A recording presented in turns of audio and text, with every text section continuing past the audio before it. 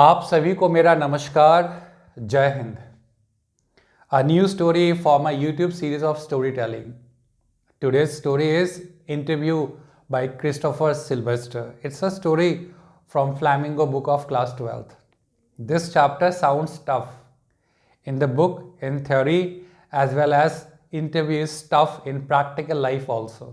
When someone gives interview, it's a very tough experience and horrifying experience. But success lies in mastering the tougher things in life. Let us start with the chapter.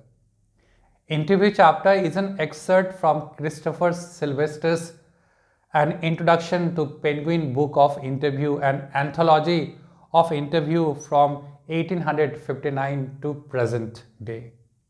This chapter, in fact, it has two parts, part 1 and part 2.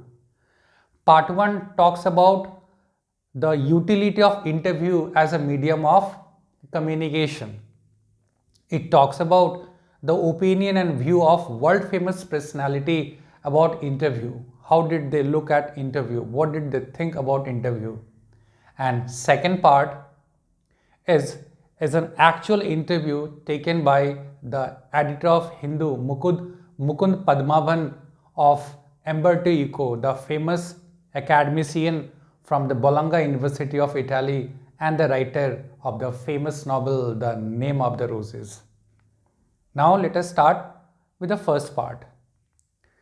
Interview has been in use for the last 130 years and it's a very famous genre of writing, and every literate person has experience of some kind of, has read or had some kind of experience about interview.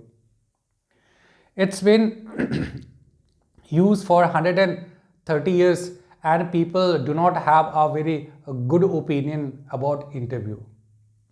Interview is taken as an intrusion into the personal life. It kills your privacy and people look at it as an act that depreciate people. Now let us talk about the view of world famous personalities about interview. Here in this segment, you need to know the name of the famous writers and what did they think and what did they say about interview. Let us start with V.S. Naipaul. V.S. Naipaul called interview has an injuring effect. It injures you emotionally and mentally. It injures you. That's why V.S. Naipaul called interview has an injuring effect. And in the course of giving interview, a person loses a part of his personality. This is about V.S. Naipaul. Let us see what Lewis Carroll, the famous writer of Alice in Wonderland, what did he say about interview?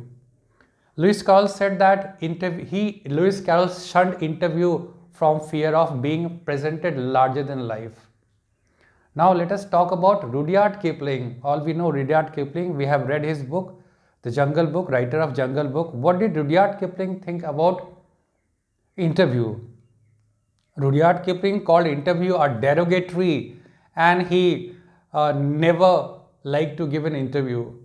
The same opinion Rudyard Kipling's wife also had. When they went on a trip, so the people came on rushing to them for taking interview, but every time he denied. Rudyard Kipling called interview a derogatory thing, but he himself took the interview of Mark Twain.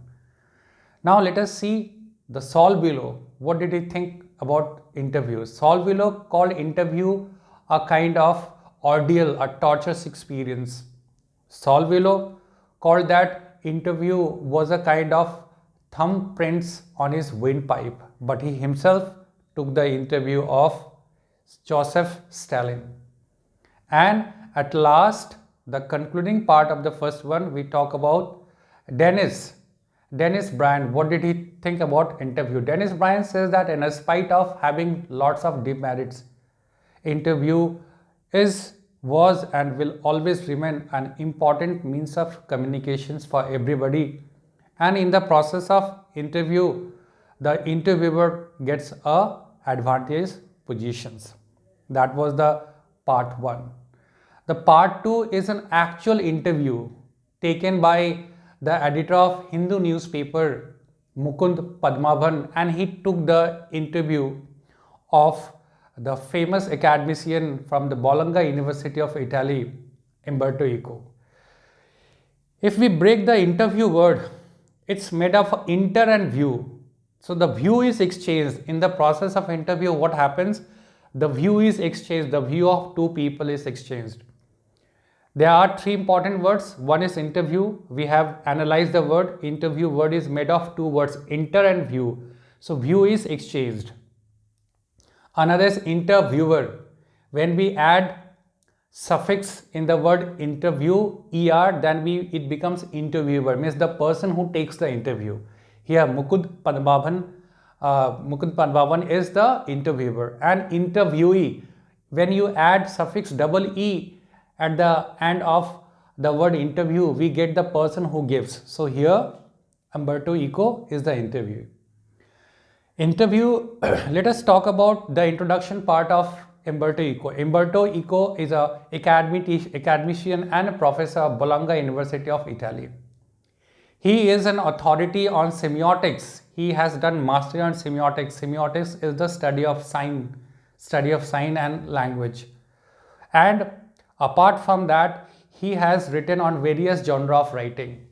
He has written fiction, he has written essays, he has written academic text, he has written children book, he has written newspaper article. He is that kind of thing he has written, so much of different things. When Mukund asked Umberto Eco that how does he manage doing so many things at a time, from where does he get time? So he says that I do not do a lot of different things. I keep on doing same thing and adding bit of variety into it, and that is how we get it. When Mukund asked that from how does he get so much of time for doing things, so Umberto Eco said that all of us have lot of empty spaces in our life. We have a lot of empty space in our time, in our life, and if we learn to utilize those empty spaces, everybody will have enough time, and a person would learn the actual art of time management, and a person would never run short of any time. He called this the gap of two works interstices. He said that suppose a person is coming to my home and he is parking his car and then he is getting into his lift. It will take few minutes to come to my place. Now I utilize those few minutes in the benefit of my work. And Umberto Eco said that there is a lot of empty space in the entire universe. And if we take out those empty space, the entire universe would come in our face. This was the words of Umberto Eco.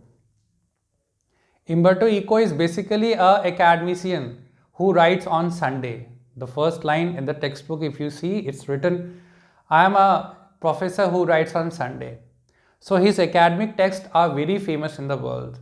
So when Mukund asked the secret of his success of his academic books, so he said that I write in a very informal narrative style. And he said that how did he learn the art of informal narrative style? When he had to submit the dissertation of doctorate, when he was doing his PhD, one has to submit the doctorate dissertation. And he said in that doctorate dissertation, he did not write only the final things, the conclusion. Into his dissertations, he has mentioned all the trial and error method which he had been doing, which he has done before coming to that final conclusion. And when his thesis was published, so the entire trial and error method with the conclusion was published. And this happened at the age of 22. He was just 22. And that informal narrative has become a very famous style of writing textual books of Umberto Eco. Talking about his book, The Name of the Rose, when Mukund asked the reason for the success of his book, he said that it's a mystery for myself also. The Name of Rose is actually a novel based on metaphysics, theology.